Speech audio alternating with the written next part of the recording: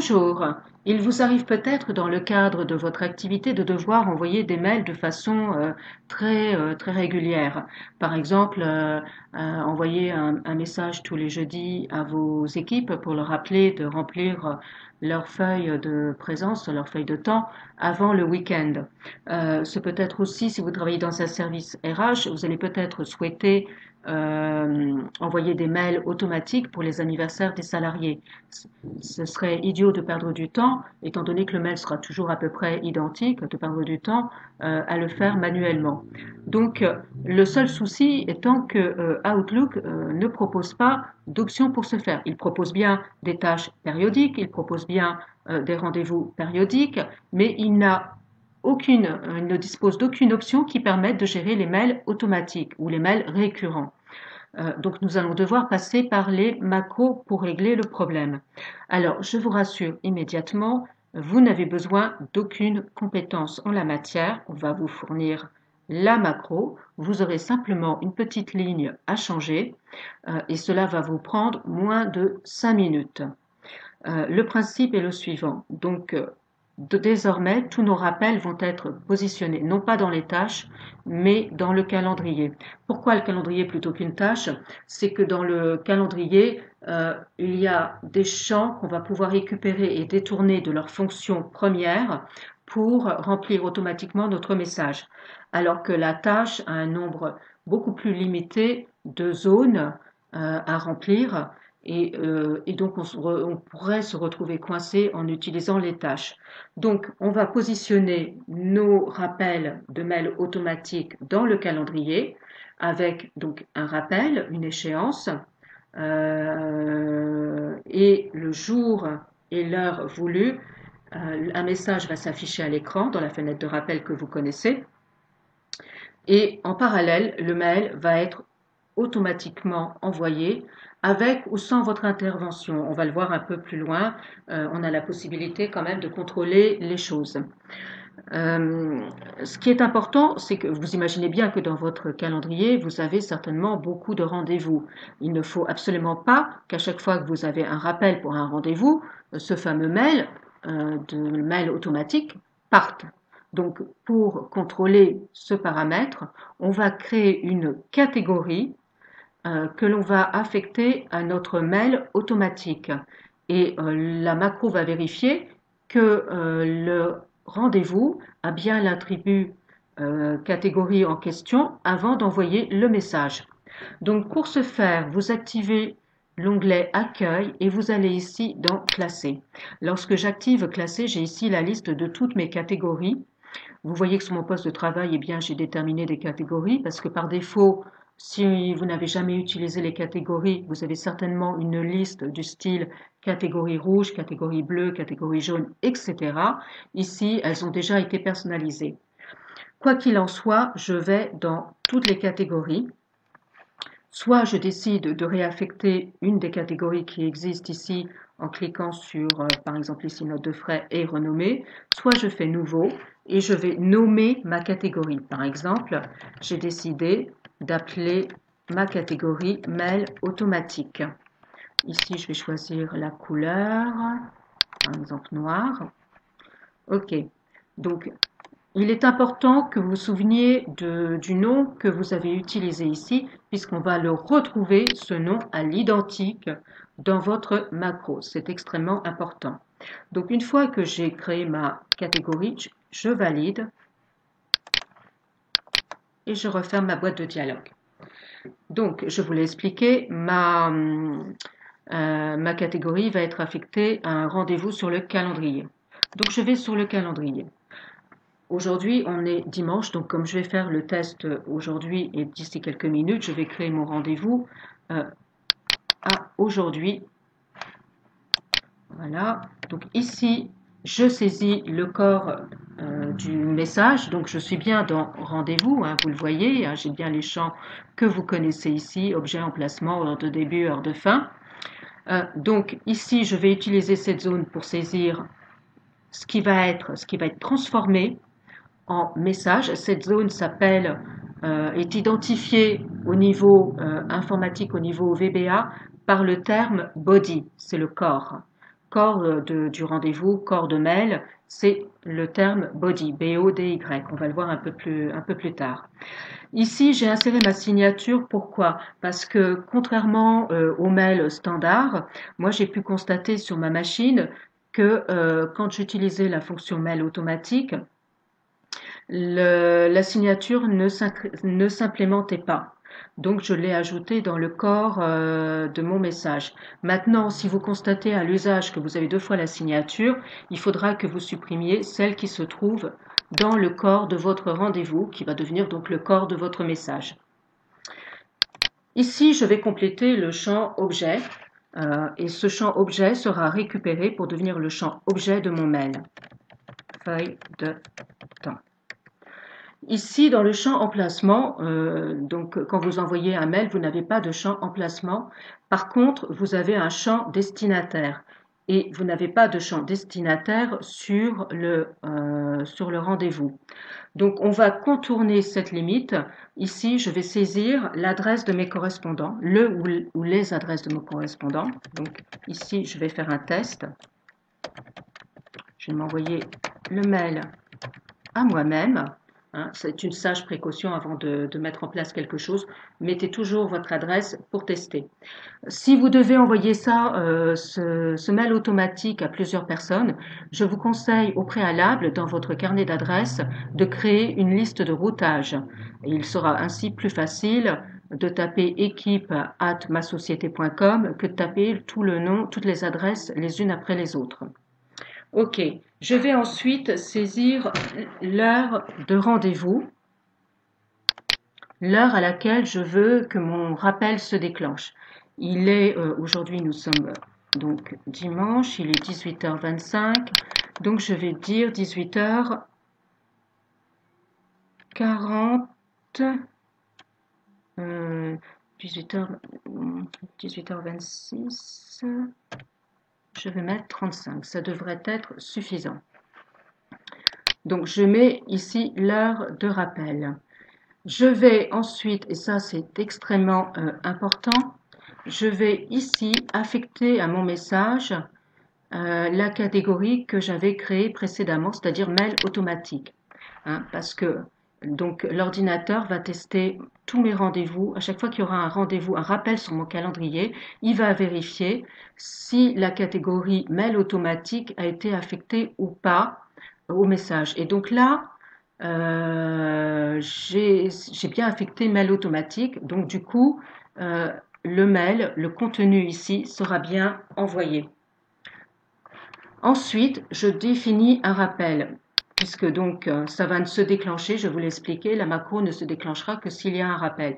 Donc vous pouvez choisir parmi la liste proposée ici, ça va de 0 minutes à 2 semaines. Vous pouvez choisir 0 minutes si vous le souhaitez. Ça veut dire que à 18h35 pétante, le mail va se déclencher et sera envoyé.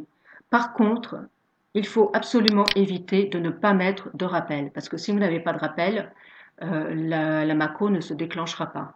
Donc, vous pouvez choisir ce que vous voulez dans votre liste à partir du moment où vous avez au minimum sélectionné 0 minutes. 0 minutes, ça veut dire que si mon mail doit se déclencher à 18h, le rappel se déclenche à 18h35, ça sera 18h35 pétante. Si je choisis 10 minutes, ça veut dire qu'ici, mon rappel, ma boîte de dialogue, ma pop-up va apparaître à 18h25. Ok. Donc là, hop, je me laisse juste un peu de temps, le temps de vous expliquer derrière la macro. Je définis ensuite la périodicité. Je veux que ça parte de façon hebdomadaire, toujours à la même heure. Ok, j'enregistre mon rendez-vous sur mon agenda. Nous allons à présent passer à la macro. Donc, je vous invite à activer l'onglet développeur. Si l'onglet développeur n'apparaît pas dans le ruban, cliquez sur l'onglet Fichier, Options,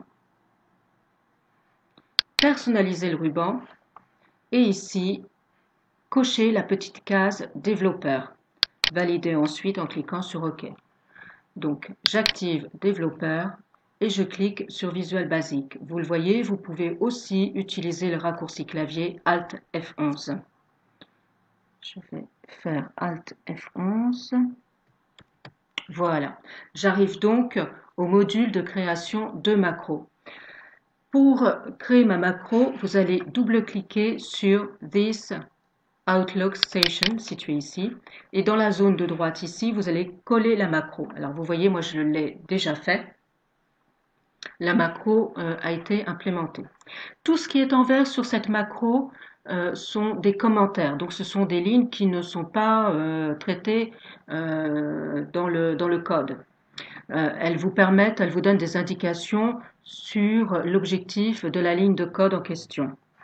Donc la macro a été écrite, je n'en revendique absolument pas la paternité, elle a été écrite par une certaine Diane Poremski, dont vous avez l'adresse du site ici. Je vous invite à aller y faire un tour car il peut y avoir des choses intéressantes. La macro que vous trouvez ici a été modifiée dans cette partie basse. J'ai rajouté plusieurs options. Je vous l'expliquerai au fur et à mesure. Donc ici, le nom de la macro s'appelle Application Reminder. Donc c'est une application qui est basée sur le rappel. Rappel en anglais se dit reminder. Donc elle se déclenchera à chaque fois qu'il y aura un rappel sur votre messagerie. Donc à chaque fois qu'il y aura un rappel sur une tâche, sur une note, sur un mail, sur le calendrier, ce sera transparent pour vous. L'ordinateur va travailler en tâche de fond et lancer la macro. Mais rassurez-vous, le message ne sera envoyé que dans un cas très précis. Ensuite, nous avons la ligne dim qui permet de définir une variable. La variable en question s'appelle objet message, OBJ-MSG, et qui permet de définir le mail, le contenu du mail. Ensuite, nous avons donc la création de l'objet mail lui-même sur la ligne 7, puis un premier test ici, qui commence avec l'instruction if et se termine par endif. Donc, cette instruction va tester le type de message en cours. Est-ce que le rappel concerne un rendez-vous? Est-ce qu'il concerne une tâche? Est-ce qu'il concerne un mail? Donc, en fait, ici, on va vérifier que la classe de message est bien un rendez-vous, puisque nous allons utiliser l'agenda pour générer l'envoi automatique du message. Donc la première chose à faire, c'est de vérifier ce point. Dans le cas où où il ne s'agit pas d'un rappel généré par l'agenda, la macro s'arrête. Nous avons ensuite un deuxième test, parce que donc la première chose à faire, c'est de vérifier qu'il s'agit bien d'un rendez-vous, et ensuite de vérifier si ce rendez-vous comporte bien la catégorie que nous avons définie ensemble préalablement. Donc c'est ce que fait cette instruction, où on vérifie que la catégorie est bien égale à mail automatique. Alors si vous avez nommé votre catégorie Tartampion, je vous invite à insérer Tartampion entre les deux guillemets ici. Ici, je dois retrouver le nom de la catégorie que nous avons définie préalablement. Donc, si la catégorie n'est pas égale à mail automatique, alors la macro s'arrête. Exit sub, on sort de la macro. Dans tous les cas, dans les cas contraires, donc la macro se poursuit. Alors ici, il s'agit d'une ligne, d'une instruction que j'ai rajoutée, une instruction de mon cru, qui permet de déterminer le nom du compte d'envoi pour le message. Ici, vous avez l'instruction Send Using Account. Ça peut être utile si vous gérez plusieurs boîtes mail, par exemple celle de votre supérieur hiérarchique. Il faut que le mail soit envoyé depuis votre boîte de réception et non pas depuis la boîte mail de votre chef. Donc, c'est pourquoi je vous ai rajouté ici l'instruction. Ici, la seule chose que vous ayez à faire, c'est de modifier ce nombre. Je vous explique ici, sur mon poste de travail, j'ai 3 boîtes de réception différentes. Ma boîte de réception personnelle, la boîte Top Assistant et une boîte Hotmail. Si je veux utiliser mon compte personnel, je vais utiliser le compte numéro 1. Si je veux utiliser Top Assistant, ce sera le compte numéro 2. Donc ici, je vais indiquer le numéro de boîte mail souhaité. Si je n'utilise qu'un seul compte de messagerie, je positionne un apostrophe devant la ligne pour transformer la ligne en commentaire afin qu'elle ne soit pas traitée par le code, tout simplement. La deuxième ligne est également une ligne de mon cru qui permet de rajouter l'option, vous savez, l'icône message important, le fameux point d'exclamation à votre message. Si vous ne voulez pas envoyer votre message avec l'option important, tapez juste un apostrophe devant la ligne de code. Ensuite, les trois lignes suivantes permettent d'affecter le contenu de votre rendez-vous au corps de mail. Ici, vous voyez, vous avez donc le champ tout qui correspond au champ A du message.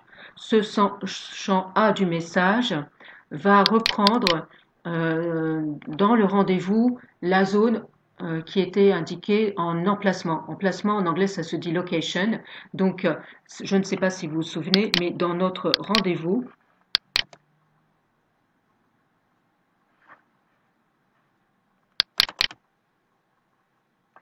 je vais modifier l'heure du rendez-vous ici, je mets 19 heures pour nous laisser un peu de temps, désolé. Donc ici, donc, on a une zone qui s'appelle objet, donc en anglais c'est subject, et qui correspond, qui sera donc aussi le sujet du mail, donc l'objet sujet du mail en anglais. Ici nous avons la zone emplacement, donc en anglais c'est location, et ici nous avons donc le corps de notre rendez-vous, c'est la zone body en anglais. Ce sont ces zones-là que vous retrouvez ici. Donc le champ, dans ma zone de message, le champ A correspondra au champ emplacement de mon rendez-vous. Le champ subject correspondra au champ subject de mon rendez-vous. Le champ body du message est équivalent au champ body du rendez-vous.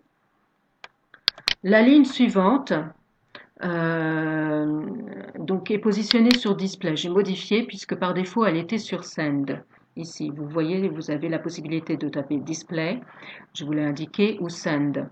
Si je tape display, le message ne sera pas envoyé automatiquement, c'est-à-dire qu'il sera prêt à l'emploi, mais je devrais appuyer sur la touche envoyer. Donc j'ai la possibilité, en saisissant display ici, de contrôler l'envoi, de pouvoir le modifier au dernier moment. Si je tape send, le message sera envoyé de façon totalement transparente pour moi. Je ne serai pas interrompue dans mes tâches, le message sera envoyé directement. On va essayer les deux options, vous verrez la différence.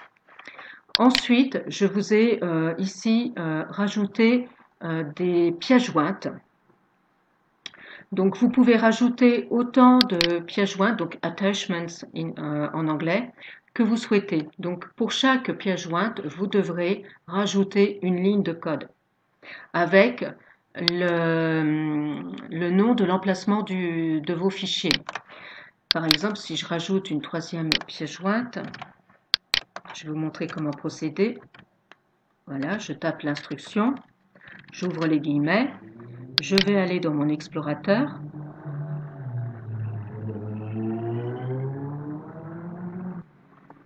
Voilà, je vais aller dans mes documents et disons que je veux joindre ce document. Je fais un clic droit sur le nom du document, propriété, et je vais aller dans le champ emplacement. Je vais copier toute la ligne emplacement dans ma macro ici. Je vais rajouter un anti-slash. Je vais retourner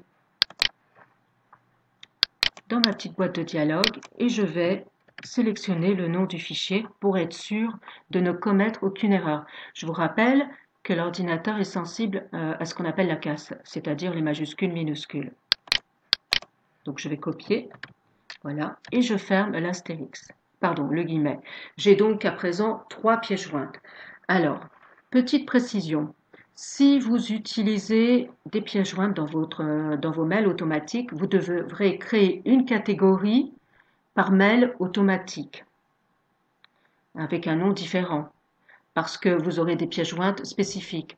Par contre, si aucun de vos messages automatiques n'a de pièces jointes, vous pouvez créer un seul mail automatique enfin, une seule macro pour l'ensemble de vos mails automatiques.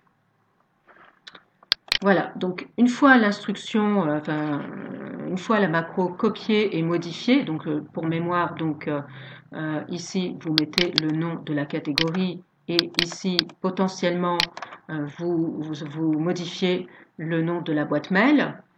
Une fois votre macro créée, vous enregistrez votre macro et vous refermez l'éditeur de macro. Au jour et à l'heure dite, le message s'affiche sur votre poste de travail. Je vous rappelle que nous avions mis dans notre macro l'option display et non pas l'option sent. Donc vous voyez que le message s'affiche. Je peux ensuite le valider ou l'invalider si je le souhaite. Vous voyez également que j'ai bien les 3 pièces jointes que j'avais définies dans mon message ainsi que l'importance haute. Donc je peux envoyer mon message si je le souhaite. Et il est bien envoyé depuis mon premier compte tel que je l'avais défini. Maintenant, je ne vais donc pas envoyer ce message. Je supprime le message de rappel. Voilà. Si je reviens sur mon code développeur Visual Basic et que je remplace l'option display par l'option send,